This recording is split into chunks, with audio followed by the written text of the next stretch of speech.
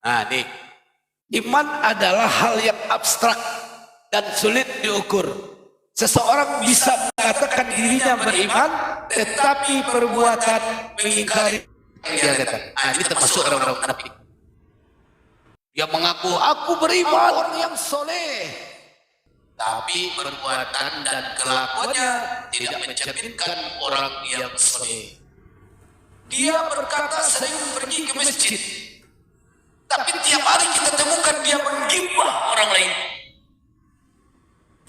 Dia sering berkata, saya sering membaca Al-Quran, tetapi perbuatannya jauh dari nilai-nilai Al-Quran. Suka mencaci orang, suka memecah belah, suka mengadu domba. Ini soal beriman berdasarkan perbuatannya itu tidak masuk ke sana. Nah, terdapat 40 cabang iman yang mencerminkan konkretnya seseorang melalui perbuatan. 1. Bersuci atau taharah, termasuk di dalamnya kesucian badan, pakaian dan tempat tinggal. 2. Menegakkan sholat, baik sholat fardu maupun sholat sunnah maupun mengqada sholat. 3. Bersedekah kepada fakir, miskin dan anak yatim, membayar zakat fitrah dan zakat mal, memuliakan tamu serta membebaskan budak. Kalau budak kan tidak ada sekarang. Tapi kalau ada tamu datang, muliakan tamu. Tak boleh kita kemudian mencueki tamu. Jangan dilihat tamu yang datang itu berdasarkan penampilannya. Oh, kalau dia kemudian memakai pakaian yang bagus, baru kita baik-baik. Tetapi kalau dia memakai pakaian sederhana, kita tidak menegurnya dengan baik. Tak boleh. Sesungguhnya tidak mencerminkan syu'ul iman perbuatan. Ya, yang kemudian menjalankan puasa wajib dan sunnah, melaksanakan haji bagi yang mampu, beriktikaf di dalam masjid, termasuk diantaranya mencari Lailatul Qadar, menjaga agama dan bersedia meninggalkan rumah untuk berhijrah beberapa waktu tertentu, menyempurnakan dan menunaikan nazar, yaitu niat, ya, atau janji, menyempurnakan dan menunaikan sumpah. Ada tuh kadang-kadang, kalau saya bersumpah, kalau kamu menang saya akan bukil lari telanjang. Nah, ketika orang ini menang, kemudian tunaikan sumpah. Banyak sekali itu, terutama para pejabat-pejabat yang banyak bersifat omong kosong. Menyempurnakan dan menunaikan kafarat, menutup aurat ketika sedang sholat maupun ketika tidak sholat. Jangan ketika sholat saja kita tutup aurat. Ketika tidak sholat, pergi keluar pakai baju seksi, dada kemudian menonjol-nonjol keluar, ekor kemudian menungging-nungging nampaknya. Tidak boleh, saudara. Ya. Sebagaimana kita kemudian menyembah kepada Allah ketika beribadah kepada Allah dengan memakai menutup aurat, demikian juga kita keluar jagalah dan pandangan laki-laki dengan cara kita melaksanakan kurban, mengurus perawatan jenazah.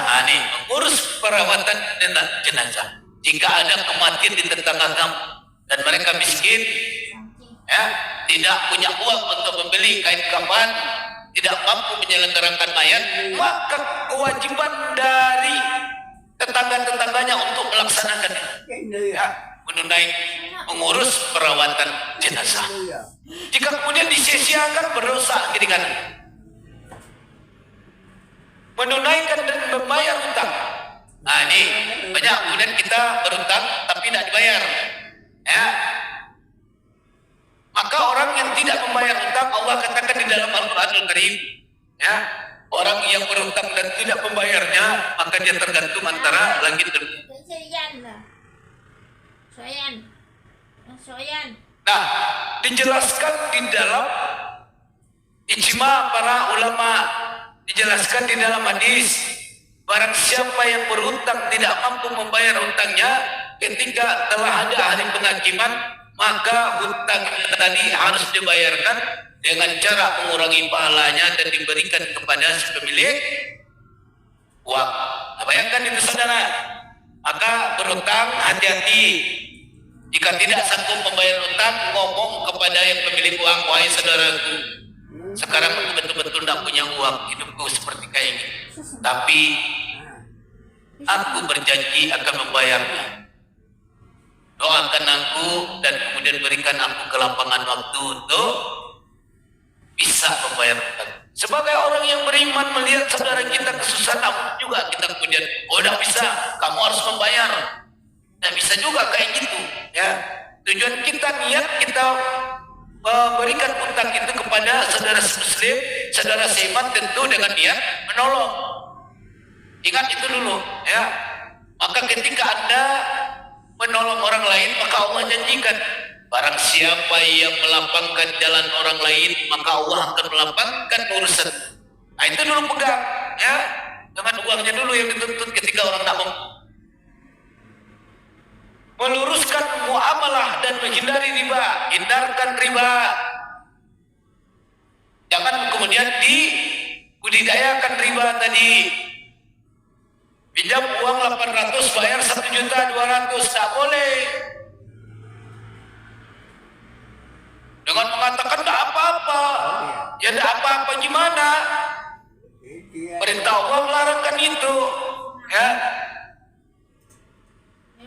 Jangan dijadikan semacam persetujuan dengan tidak ada syariat dan dalil terhadap perbuatan-perbuatan tercela.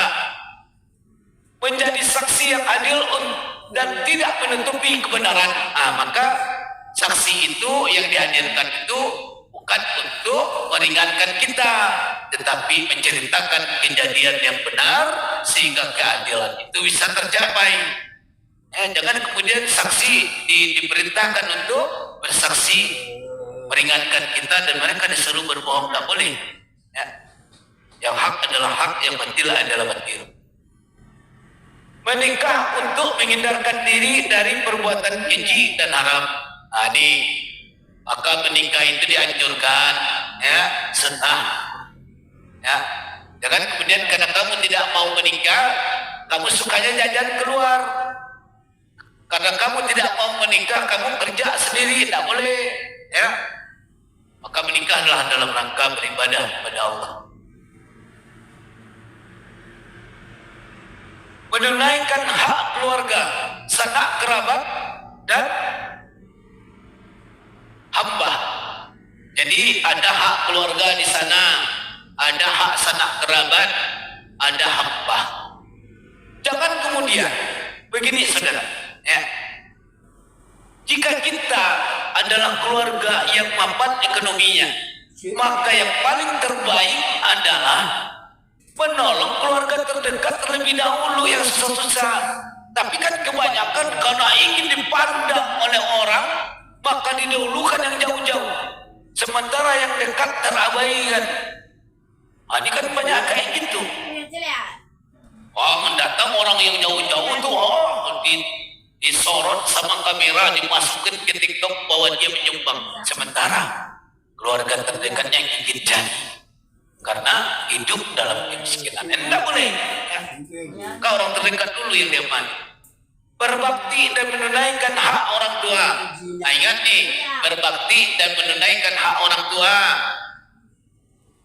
Berbakti itu perkataannya sangat dalam sekali. Jangan kamu setelah menikah, kamu meninggalkan orang tua kamu, tidak peduli lagi kepada orang tua, tidak boleh. Ketika Anda telah menikah, maka tetap harus orang tua itu harus diperhatikan, harus disayangi, karena umurnya sudah semakin renta. Dan kemudian haknya, jika ada kemudian laki-laki mempunyai ibu, maka kewajiban si anak laki-laki untuk membantu ibunya dari segi materi. Baca lagi ayat Al-Quran, perintah Allah di dalam Al-Quranul Karim. Maka bagi perempuan yang memiliki seorang suami, ketika suamimu membantu ibunya, maka tidak boleh dicegah, jangan dimarahi suaminya, tidak boleh, ya, karena ini adalah perintah dari Allah. Bahkan kapan perlu dorong suami itu, ingatkan dia, abang, ini waktunya untuk memberi orang tuamu. Kenapa kamu lalaikan? Ketika Anda berkata demikian, terbuka pintu-pintu rezeki Allah, buka lebar-lebar pintu rezeki pada Anda. Yang terjadi kan tidak. Ketika suami memberikan uang untuk ibunya, Anda marah-marah, Anda tantrum. Tapi di belakang suami Anda membantu ibu Anda tanpa sepengetahuan suami. Tidak boleh, saudari. Ya. Mendidik anak-anak dengan pola asuh dan pola didik yang baik. Ini mendidik anak-anak dengan pola asuh dan pola didik yang baik. Anda menginginkan anak menjadi anak yang soleh, tapi Anda bertengkar di depan anak, gontok-gontokan dengan suami di depan anak. Terucaplah kata-kata yang kotor dan jorok di hadapan si anak. Maka kalau terjadi permasalahan, selesaikan berdoa di kamar, jangan di depan anak. Anda kemudian menginginkan anak yang soleh, ketika masuk waktu azan, Allahu Akbar, Allahu Akbar, Anda biarkan anak Anda untuk main game terus. Anda tidak contohkan, Anda tidak suri tauladankan kepada anak, Anda bergegas pergi untuk mengambil wudhu. Anda pun sibuk main TikTok. Bagaimana anak menjadi anak yang soleh? Tidak pernah ditegur.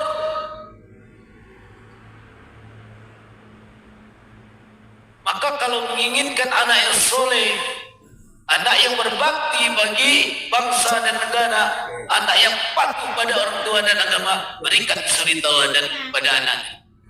Sehingga anak tadi juga mempunyai rasa malu. Bapak saya saja tepat waktu sholatnya, ya segan juga saya. Ada apa sih pemikiran kayak gitu? Ya. Menjalin silaturahmi. Ini juga termasuk dalam syu'abul imam perbuatan. Menjalin silaturahmi, jangan sering-sering memutus tali silaturahmi, ya. Tidak baik Bapak sering-sering memutus tali silaturahmi antara sesama saudara seiman. Walaupun terjadi perbedaan pandangan dan pendapat, maka lebih baik salah satu mundur. Bukan mundur untuk kalah, mundur untuk mengalah supaya tidak putus tali silaturahmi tadi. Ya, Allah mencintai orang-orang yang sabar. Rasulullah mencintai orang-orang yang sabar. Taat dan patuh kepada orang tua atau yang dituangkan dalam agama. Selain pada orang tua, maka kita dianjurkan untuk patuh, ya, kepada orang yang pemahaman agamanya itu kita anggap sebagai lebih dalam. Para ulama, para buya, para ustaz, para kiai, para syekh. Ya ini itu adalah syu'abul iman perbuatan. Kalau soal iman perbuatan tadi, orang yang dituakan dalam agama itu bukan dari segi umur, tetapi pemahaman terhadap agamanya tadi lebih dalam. Jadi kemudian kita melihatkan dia, ya, jangan masih kecil ini segala macam, tidak boleh. Kemudian menegakkan pemerintahan yang adil. Maka kita jangan bicara negara, kita bicara tentang organisasi. Di dalam organisasi terdapat namanya pimpinan ketua. Maka ketua harus mampu berlaku adil terhadap semua anggota-anggotanya tanpa memilih ini dan itu, tanpa berpihak berat sebelah. Tidak boleh. Maka Anda tidak termasuk sebagai pemimpin yang baik dan aman. Mendukung seseorang yang bergerak dalam kebenaran. Ketika kemudian syiar dilakukan, maka datanglah kaum muslimin yang mendukung. Contoh kayak Abagda tadi, dia berikim segala macam. Ini termasuk di dalam mendukung orang yang berbuat kebenaran. Jangan engkau tidak membantu, tidak mendoakan, ya, tetapi malah engkau menjadi musuh. Nah, ini tidak boleh. Saudara tidak membantu, tidak pula mendoakan, disuruh diam tidak mau, malah menjadi musuh. Nah, ini bisa lihat kita contohkan kepada si tuan logika.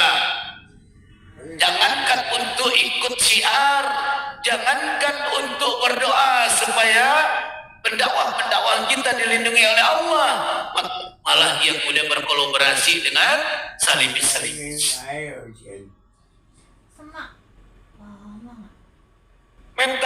Mentaati hakim atau pemerintah dengan catatan tidak melanggar syariat.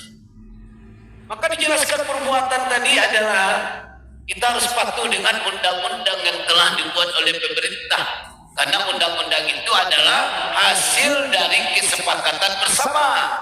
Di dalamnya ada Islam, ada Kristen, ada Protestan, ada Hindu, ada Buddha, ada Konghucu yang bersepakat membuatnya. Tetapi jika keputusan itu bertentangan dengan syariat agama, maka kita diperbolehkan untuk menolaknya. Memperbaiki hubungan muamalah dengan sesama. Jika terdapat perselisihan antara satu sama yang lain, maka jangan sering main blokir, upayakan bertabayun. Misalnya nih ada yang tersinggung, ya, daripada kemudian menjadi penyakit hati, telepon saja. Seperti ini, R77 aku tidak suka sama kamu gini-gini, itu lebih bagus daripada memutus tadi silaturahmi. Itu yang disebut sebagai memperbaiki hubungan muamalah dengan sesama, ya. Menolong orang lain dalam kebaikan, menegakkan amar ma'ruf nahi munkar, menegakkan hukum Islam, berjihad dan mempertahankan wilayah perbatasan, menunaikan amanah termasuk mengeluarkan 1/5 harta rampasan perang, memberi dan membayar utang, memberikan hak-hak tetangga dan memeliharakannya, mencari harta dengan cara yang halal, menyedekahkan harta, termasuk juga menghindari sifat boros dan kikir. Tidak boleh sifat kikir, tentu tidak boleh. Ada uang gunakan untuk jalan agama, jangan kemudian disimpan dijahit kuat itu saku itu. Ya, memberi dan membayar utang, memberikan hak-hak tetangga dan memeliharakannya, memberi dan menjawab salam. Itu jika ada yang kemudian naik Assalamualaikum warahmatullahi wabarakatuh, maka wajib hukumnya untuk menjawab. Jika saya sedang bicara, maka kawan-kawan yang lain yang tidak ada kegiatan wajib untuk membalas salam tersebut, ya.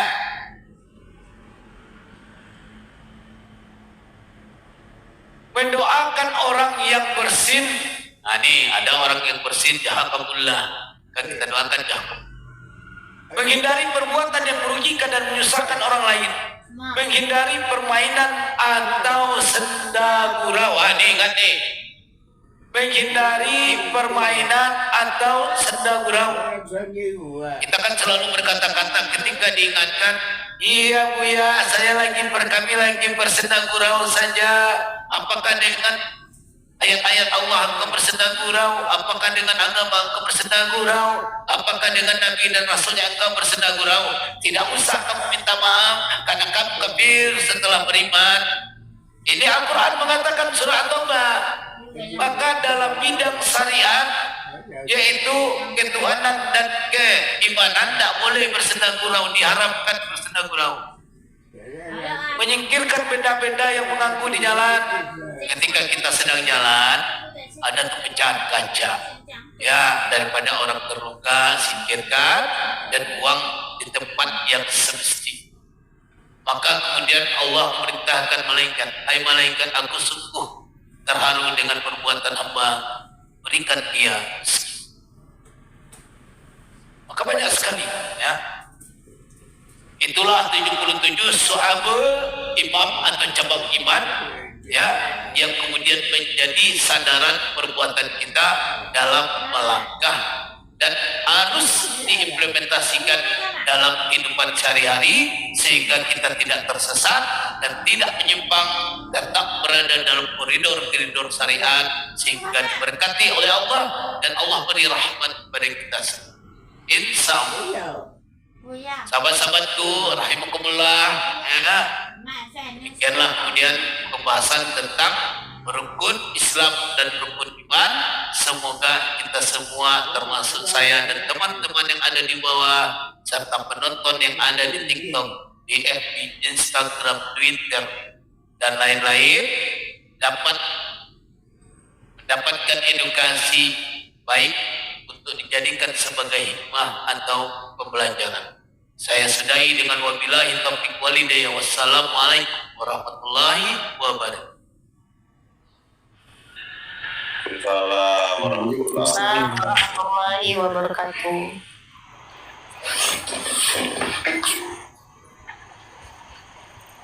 Ya, terima kasih Ustaz. Kita buka sesi tanya jawab boleh Ustaz? Ya, tapi saya minum dulu ya, dikumpulkan dulu. Siap Ustaz, minum dulu.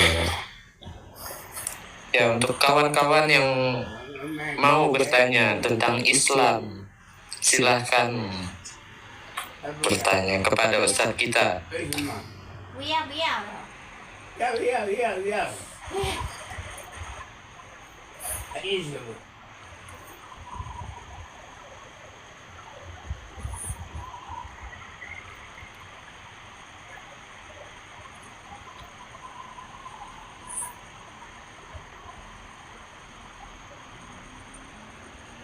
Ya, karena Kalau ada yang dari Twitter, FB, segala macam silakan.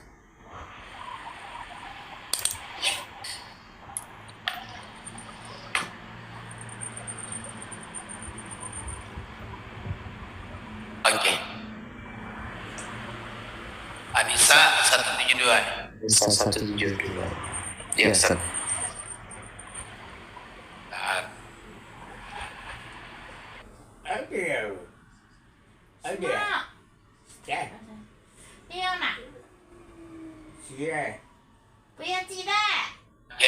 Dalam surat An-Nisa 172 dikatakan oleh Allah, ya, dengan tegas Allah mengatakan di dalam surat ini, la yastankifal masihu ayakunna abda lillahi walal malaikatu muqarabun wa may yastankif an ibadatihi wa yastakbir fa sayyahsyuruhu ilaihi jami'ah.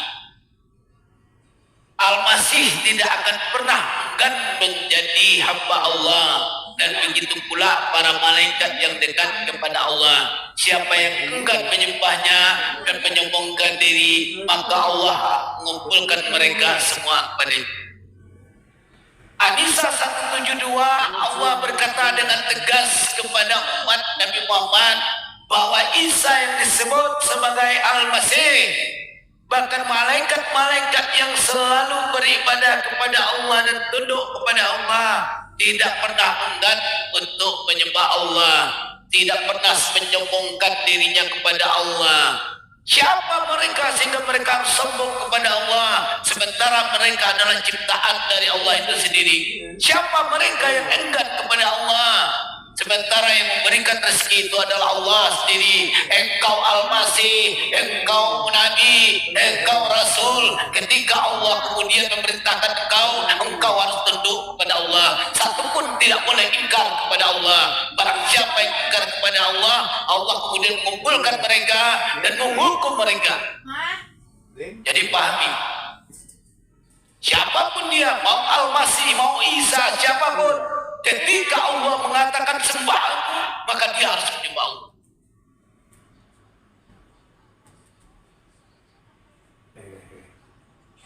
Ini dikatakan Allah di dalam surah An-Nisa 172. Fasaya suruhum ilahi jami'a. Aku akan kumpulkan mereka kalau mereka tidak tunduk kepada aku. Kalau mereka tidak mau patuh kepada aku akan kumpulkan mereka, kata Allah. Tetapi nabi-nabi tadi, ya, termasuk para malaikat, pasti tunduk kepada Allah. Siapa yang mengatakan dirinya Tuhan mati? Mana keberadaan Tuhannya tidak ada? Baik Firaun, baik kemudian Namrud, baik kemudian orang-orang yang mengaku dirinya Tuhan, mana dia sekarang? Oh ya betul balian, dongeng betul. Apalagi orang yang disalib. Masa Tuhan disalib? Yang menyalibkan adalah ciptaannya sendiri. Goblok sekali ya. Oke? Makanya jangan ganggu saya. Saya tidak butuh kemudian orang yang tidak beretika. Mute dan bisukan dia serta blokir dia dari keluarga kaum. Kita tidak butuh orang-orang seperti itu. Mute dia dan blokir dia dari keluarga kaum. Bisukan. Bahkan kemudian dikatakan orang-orang yang mengaku dirinya Tuhan, tidak satupun yang bisa menentang perintah Allah. Ketika Allah mengatakan mati, dia mati. Siapapun dia, baik Nabi Ibrahim, baik Nabi Musa, baik Nabi Adam, baik Nabi Muhammad SAW, ketika Allah mengatakan kun, jemput ajalnya, maka tidak bisa mereka mengelak. Nah, inilah yang dikatakan la yastaqibal masihu ayyakunna abdal illahi walal malaikatul mukarramun. Baik al-masih, baik malaikat, ketika Allah berkehendak, mereka pasti akan melaksanakan kehendak Allah. Takut mereka karena mereka bukan Tuhan, mereka hanyalah ciptaan dari Allah. Ya. Mereka hanya ciptaan dari Allah. Bagaimana orang yang diciptakan bisa melawan dari penciptaan? Tidak mungkin. Dalam Islam itu tak mungkin akan terjadi. Kalau di agama lain mungkin ada Tuhan menciptakan manusia, manusianya Tuhannya mati dibunuh oleh ciptaannya. Itu tidak ada itu. Tetapi bukan di dalam Islam. Di dalam Islam Tuhan kita Maha Perkasa. Tak mungkin mati oleh makhluk ciptaannya. Bodoh sekali. Kemudian Allah menciptakan manusia, kemudian manusia kemudian membunuh Allah. Itu bodoh sekali itu. Ya, kita Tuhan kita tidak bodoh, Allah kita tidak bodoh. Ya, oke. Ada lagi Rati, silakan. Saya berikan kemudaran. Ya, gimana Kak Rati? Apakah masih ada yang mau ditanyakan?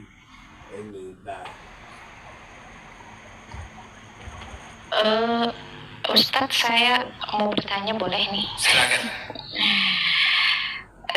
Di nama Mazmur ini Ustadz yang pegang akunnya.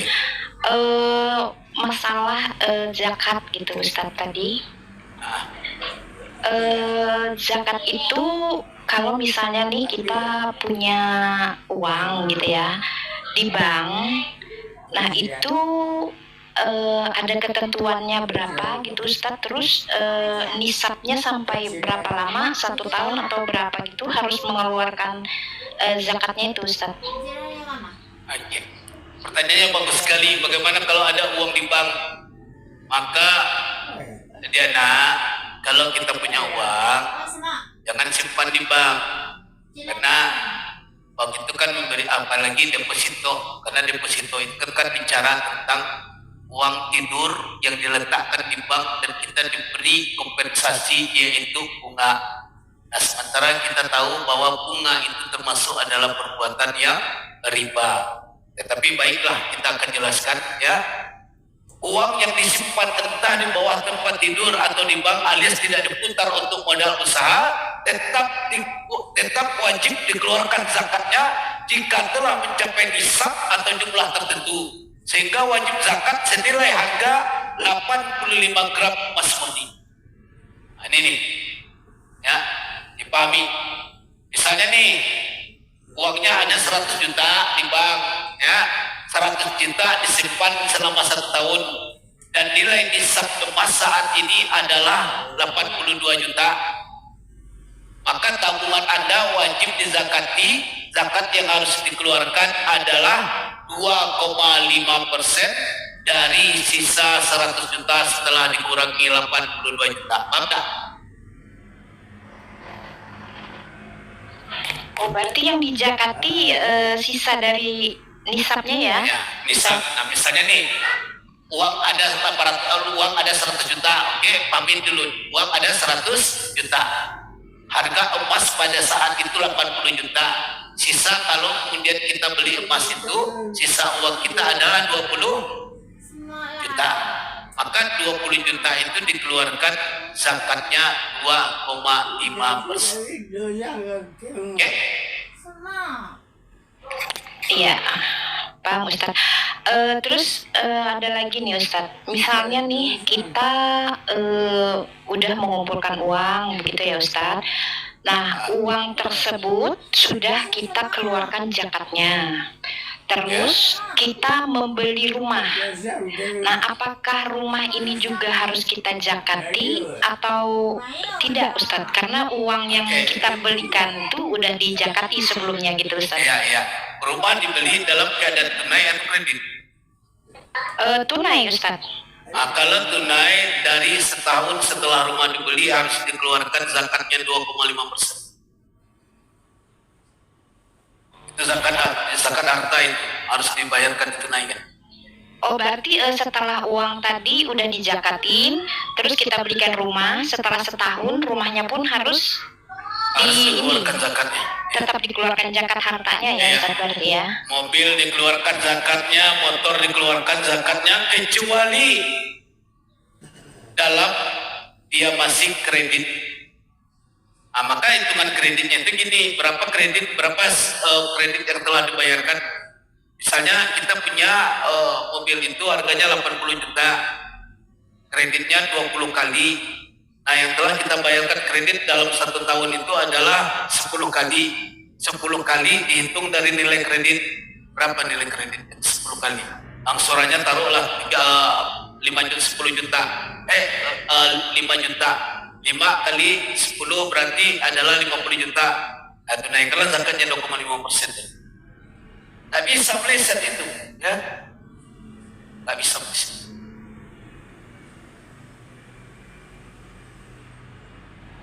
Berarti berlaku juga untuk emas itu ya, Ustadz? Kalau kita misalnya tolak ukurnya itu emas. Tolak ukurnya emas. Tolak ukurnya harga emas pada saat itu. Pada saat misalnya nih hari ini harga emas berapa, tolak ukurnya kan? Termasuk juga dengan zakat fitrah, ya. Maka beras yang harus dibayarkan itu adalah beras yang terbaik, jangan kemudian beras yang buruk yang diberikan kepada orang, tak boleh.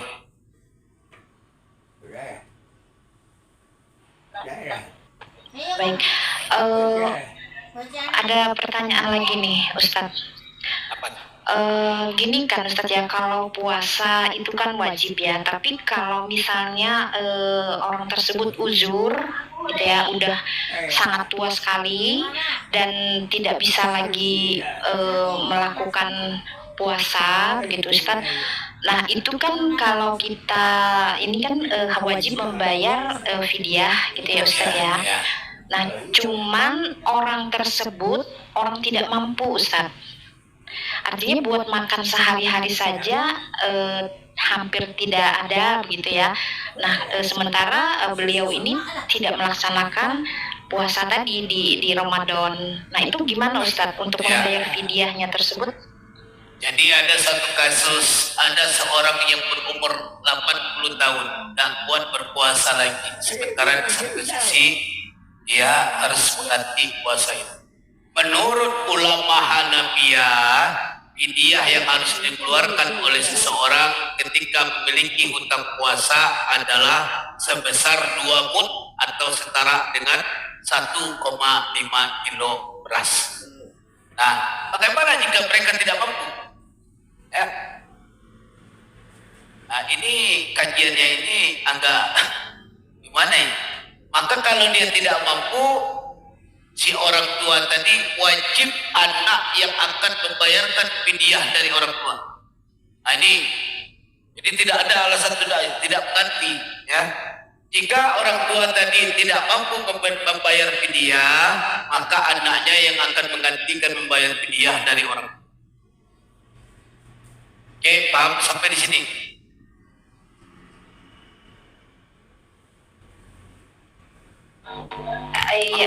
Ustaz. nanti Cuman kan atau keluarganya? berarti keluarga boleh ya Ustaz? Boleh. Karena orang ini tidak pernah menikah, berarti kan dia tidak punya keturunan nih Ustaz. Nah cuman Ya, keluarga saudaranya besarnya pun yang harus membayarnya. Saudara-saudaranya yang harus Oh ya, membayar. oh ya, berarti meskipun bukan dari asbah gitu Ustaz boleh ya? Boleh. Islam Boleh ya. Oh yang berarti. penting Jadi masih ada yang membayar. oke. Iya ya, baik Ustaz. Silakan lanjutkan. Udah selesai saya bertanya. Ini Terima kasih. di typingan itu. Iya, ini Abang Nairo bertanya Ustaz. Mohon penjelasannya tentang Quran Surah Al-Kahfi ayat ke-7 Ustaz. Oke. Surat Al-Kahfi ayat ke-7. Di dalam surah Al-Kahfi ayat ke-7 Allah kemudian mengatakan ya, inna ja'alna ma'alal ardil zinatan laha linabluwahum ayyuhum ahsanu amala. Sesungguhnya kami telah menjadikan apa yang ada di atas bumi sebagai perhiasan baginya, agar kami menguji mereka siapakah di antara yang lebih baik perbuatan. Apa maksudnya ini? Ya. Allah telah menjadikan apa yang ada di bumi, baik tumbuh-tumbuhan, hewan-hewan, dan kekayaan alam, yang tersimpan di dalamnya segala macam-macam perhiasan. Ada emas, ada permata, ada intan, ada yang lain-lain, ada batu bara, ada kemudian minyak, dan lain-lain. Maka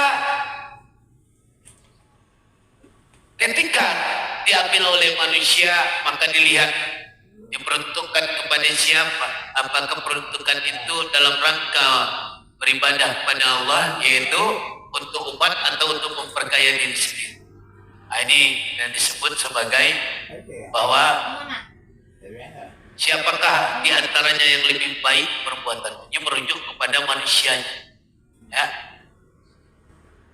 Yang di atas bumi ini bukan yang dimaksud yaitu bintang dan rembulan angin, tidak, tetapi yang ada kandungan-kandungan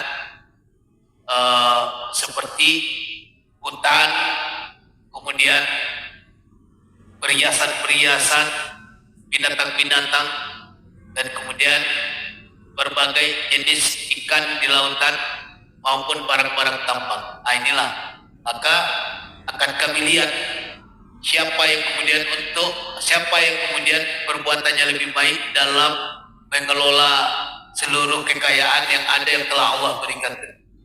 Ada orang yang kemudian menyimpangkan kekayaan tadi untuk berbuat malah kezaliman.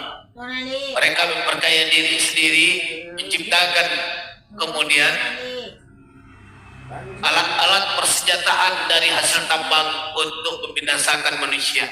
Ada juga kemudian pemerintah yang mengelola tambang itu untuk kemaslahatan umat, untuk kemakmuran umat. Maka di sanalah nanti akan dilihat siapa yang terbaik yang akan menggunakan rahmat dari Allah ini berdasarkan perbuatan dan tingkah lakunya. Begitu, Dairo.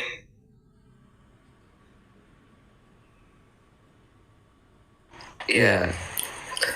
Gimana Abang Nairo? Apa penjelasan Ustaz diterima? Boleh typing Abang Nairo? Untuk saudara-saudara kami yang mau bertanya silahkan. Waalaikumsalam warahmatullahi wabarakatuh. Waalaikumsalam. Ini masih ada yang kosong, naik aja naik, masih ada yang kosong.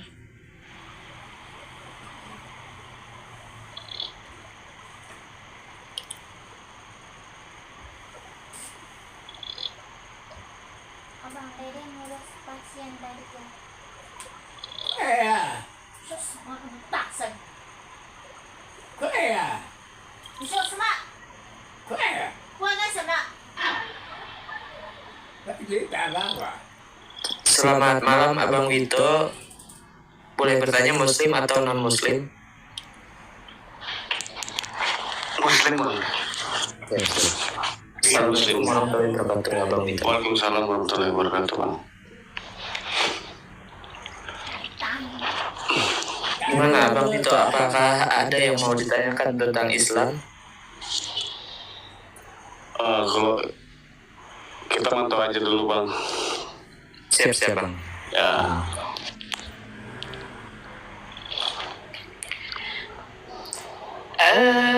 Mau tanya lagi nih. Ustadz mau tanya lagi Ustadz. Silakan. Apakah boleh seorang anak itu memberikan zakat kepada orang tuanya? Misalnya orang tuanya udah janda nih, nah ada anaknya yang memberikan zakat gitu kepada orang tuanya, boleh nggak itu Ustaz?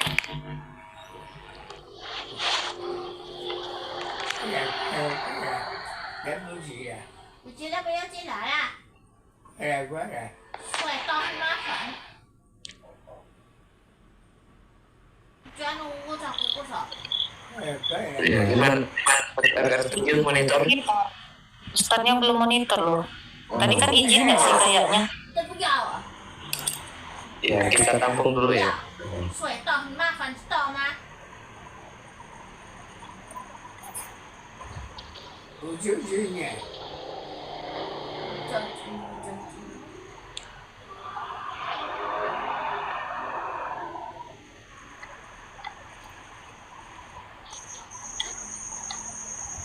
Undang Bang Alke, nanti kalau ada saya yang turun gantian. Undang aja Bang.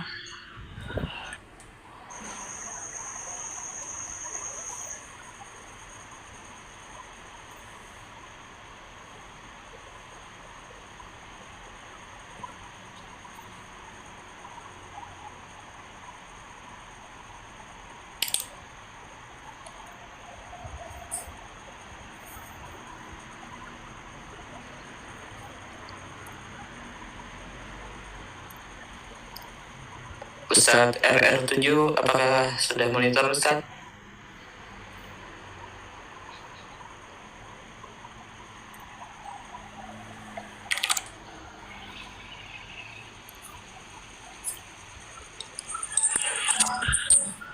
Mas Roni, Assalamualaikum Mas Roni. Waalaikumsalam warahmatullahi wabarakatuh. Kenapa tak mau naik? Ada yang kosong juga pun. Ya, waalaikumsalam. Assalamualaikum warahmatullahi wabarakatuh. Waalaikumsalam. Bagaimana ini? Hidup lampu ini aman? Udah aman Ustadz ya? Tadi mati lampu. Tadi mati lampu Bang. Kemarin Oh, nggak ada jaringan. Sama kayak saya berarti ya. Kalau mati lampu hilang jaringannya. iya. Jadi sinyalnya tergantung ini listrik. Iyalah. Tadi bagaimana tadi pertanyaannya? Mungkin mengkantor mungkin. Terkait zakat Bang. Iya. Iya. Kadiana monitor. Gini, ya, apakah boleh seorang anak memberikan zakat kepada orang tuanya? Itu Ustaz.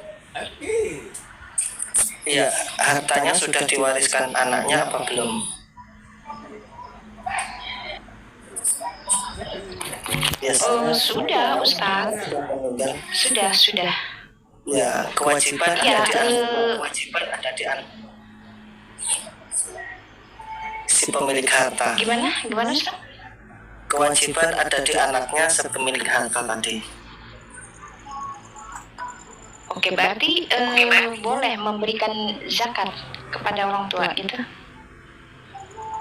Oh, maksudnya misal Anda mau membayar zakat terus diberikan kepada orang tuanya gitu ya? Iya, betul. Misalnya ini zakat harta. Anak mempunyai zakat harta nih. Nah, misalnya sebagian diberikan kepada orang tua, zakat harta tersebut boleh atau enggak gitu. Sebenarnya gini ya, zakat itu adalah kotoran ya, kotoran. Masya Allah. Jadi mungkin tidak layak orang tua diberi kotoran. Jadi kalau orang tua itu adalah tanggungan mutlak anak, ya. Jadi yang dimiliki si anak pun yang dimiliki orang tua, gitu. Oke, jadi kalau memberikan zakat mungkin di luar tanggungan keluarga. Yang pasnya seperti itu. Jadi zakat itu adalah kotoran, Masya Allah, ya. Jadi yang harus dikeluarkan.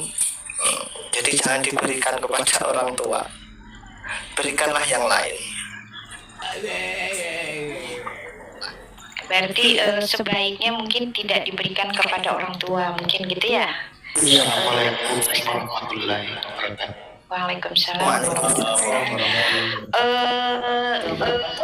Begini, Ustadz Roni, misalnya nih anak ini perempuan, gitu ya? Karena kan kalau menurut ini saya sih ya, yang saya pernah dengar, yang bertanggung jawab terhadap orang tua itu kan anak laki-laki, gitu ya. Nah, kalau anak perempuan bagaimana, Ustadz? Ya, anak perempuan juga punya tanggung jawab. Cuman kan makanya warisan tadi laki-laki itu 2 bagian, perempuan 1 bagian. Itu. Jadi artinya harta kalau sudah diwariskan kepada perempuan jatuhnya kan ke menantu ya. Nah, makanya cuma setengah, makanya pas betul itu, hukum Islam itu pas ditanamkan. Jadi harta orang tua harus ke anak laki-laki yang 2 bagian tadi, maksudnya ya pokoknya anak perempuan 1, laki-laki 2 bagian gitu tadi.